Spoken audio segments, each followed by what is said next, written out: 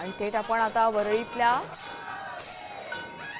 वरळीमध्ये जातोय। तिकडे भक्ती आणि श्रद्धेचा अपूर्व संगम असलेल्या श्री गुरु पादुका दर्शन सोहळा दृश्यांमधून पाहतोय।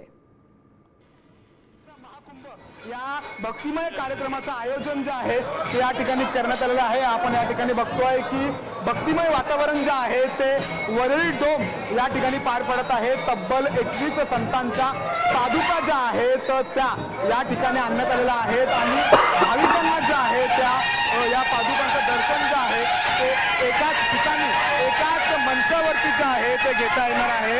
या कार्यक्रमाची सुरुवात जी आहे ती आत्ताच झालेली आहे। सर्व पादुका ज्या आहेत त्या एक एक करून वरळी डोम येथे या दाखल झालेल्या आहेत। थोड्या वेळापूर्वी या पादुकांचा रथामधून जो आहे तो त्यांचं स्वागत करण्यात आलेला होता। एक मोठा रथ जो आहे तो या पादुकांसाठी सजवला गेलेला होता। भक्तिमय वातावरण जे आहे ते सध्या वरळी डोम मध्ये आपल्याला या ठिकाणी पाहायला मिळत आहे। जर का पाहायला गेलं तर भाविकांना जे आहे ते लाखो किलोमीटर प्रत्येक वेगवेगळ्या ठिकाणी या पादुकांचं दर्शन घ्यायला जावं लागतं।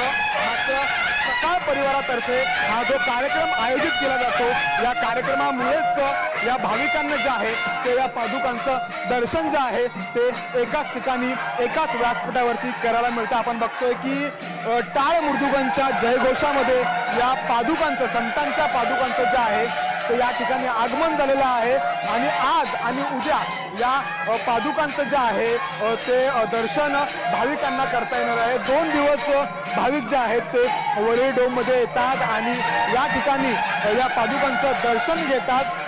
गेले 2 वर्ष, आजचं हे 3रं वर्ष आहे।